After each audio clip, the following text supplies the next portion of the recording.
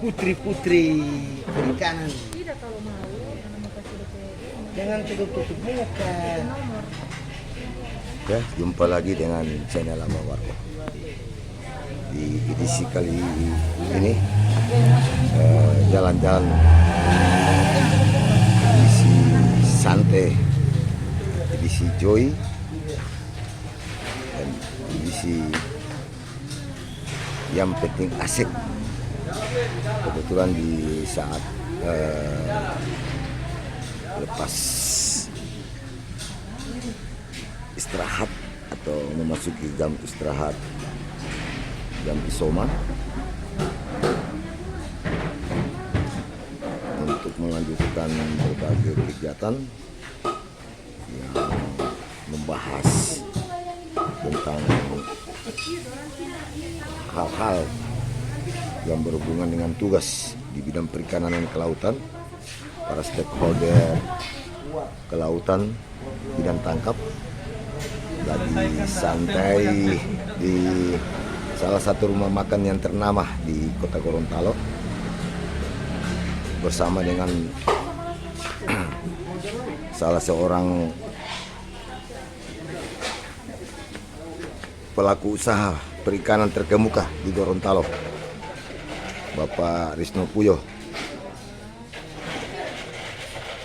Dan ini Pak Kadit Kelautan yang sangat progresif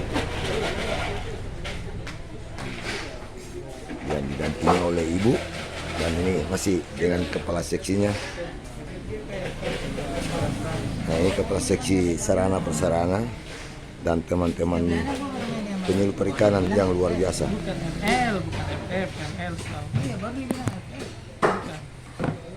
Baiklah, sambil menunggu menu pasangan, menu makan yang dipesan, saya sedikit bercengkrama dengan salah seorang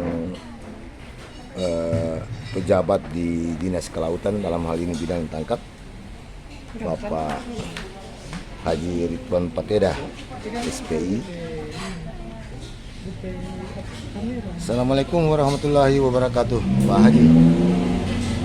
Oh, saya? Waalaikumsalam warahmatullahi wabarakatuh.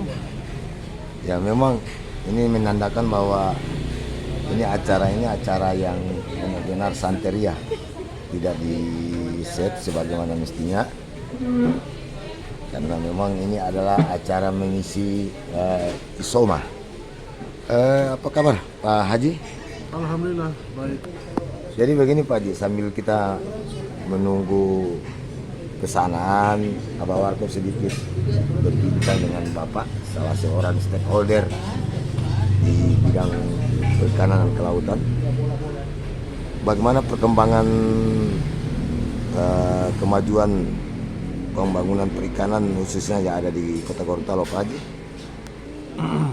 Ya, terima kasih Pak Irfan, Abang Warkop, atas kesempatannya. Jadi sambil menunggu menu makan siang tiba, saya sedikit memberikan gambaran singkat tentang potensi perikanan di Kota Gorontalo. Ya. Kalau kita ingin mengupas tentang potensi, itu sangat besar. Ada potensi perikanan tangkap, potensi perikanan budidaya, ada potensi perikanan pengolahan, ada potensi perikanan pemasaran, dan lain sebagainya. Jadi berbicara perikanan adalah suatu hal yang global dan memang harus membutuhkan, saya pikir harus ada diskusi yang lebih panjang lagi, Pak Irfan. Nah, berhubung kita ini berada di lokasi pemasaran. Kenapa kita berada di lokasi pemasaran? Karena ini adalah tempat makan yang menjual hasil penangkapan atau hasil perikanan. Nah, jadi menu yang ada di sini adalah serba ikan. Serba ikan. Ya, okay. Jadi saya hanya mengupas tentang aspek dalam hal pemasaran perikanan.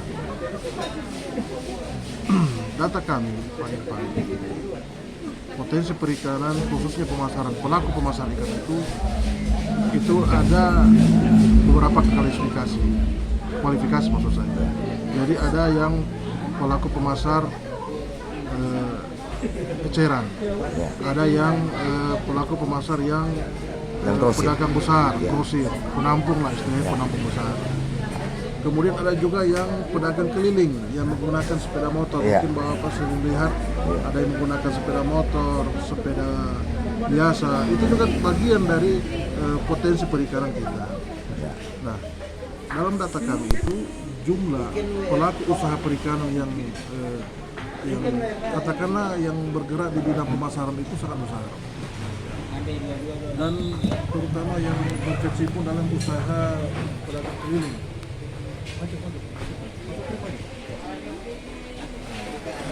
Dan ini juga merupakan tanggung jawab kita bersama, dan ini juga yang harus kita kembangkan ke depan. Bagaimana pelaku pemasaran ikan ini bisa berkembang, bisa maju, sehingga sasaran daripada program pemerintah peningkatan kesejahteraan itu bisa terwujud. Nah, jadi begini Pak Haji, jadi yang Bapak ada uraikan tadi, apakah semua itu memang tersedia di terutama yang Bapak katakan itu. Yang menjadi pertanyaan Abawan, sudah sejauh mana sisi hilir ini didorong atau dimanage oleh kelautan kota? Karena memang kalau kita berbicara hilir, kalau kita berbicara pengolahan dalam hal ini kan pasti Kota Gorontalo adalah merupakan chandra di mukanya. Ya. Jadi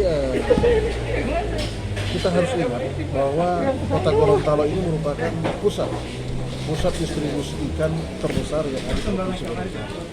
Coba. Dan Sebelah sini habis.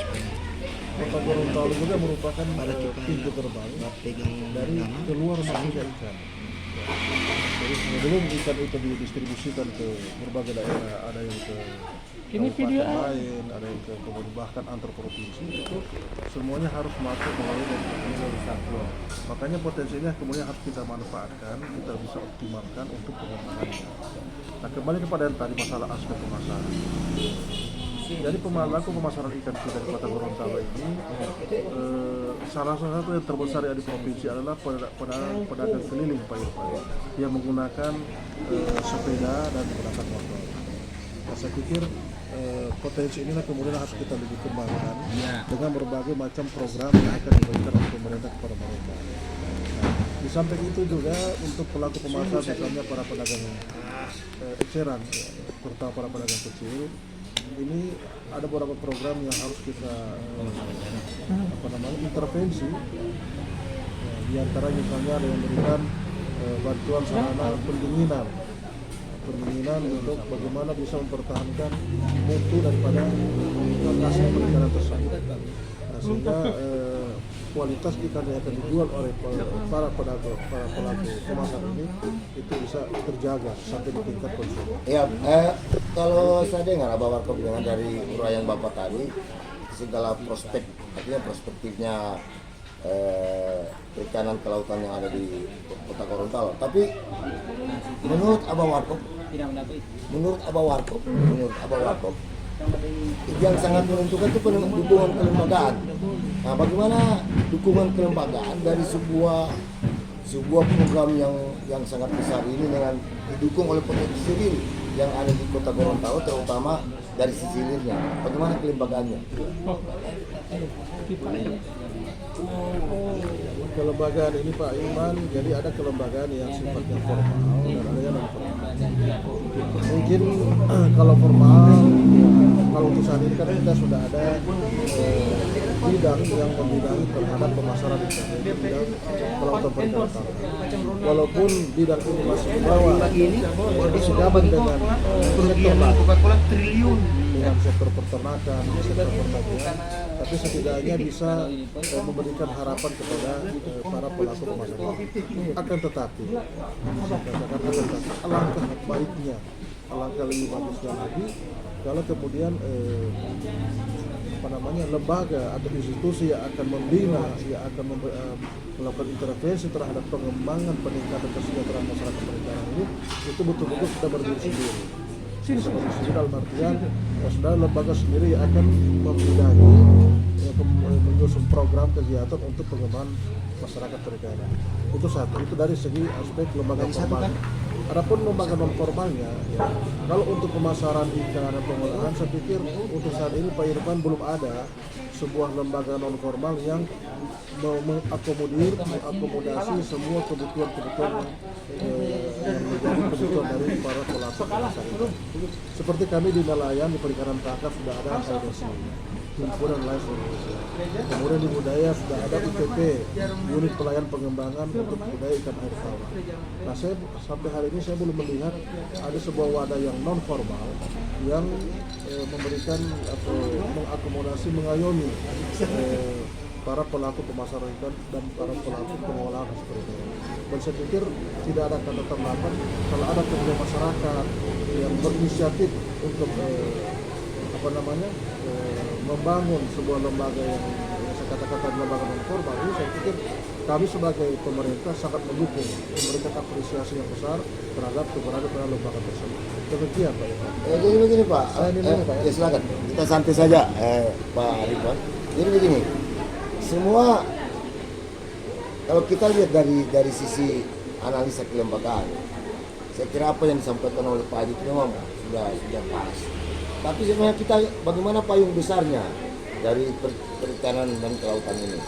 Yang sudah pada tentu dengan adanya payung besar, maka lembaga-lembaga yang katakan informal, yang formal, yang di luar dari lembaga resmi misalnya kedinasan, itu dengan sendiri akan ditarik sedemikian rupa. Namun di Kota Gorontalo kelihatan dengan potensi yang digambarkan tadi, belum begitu dilihat dan efektivitasnya belum begitu nampak, karena rumah besar itu kita katakan hanya tempat. Bagaimana Pak Haji merespon soal ini? Ya,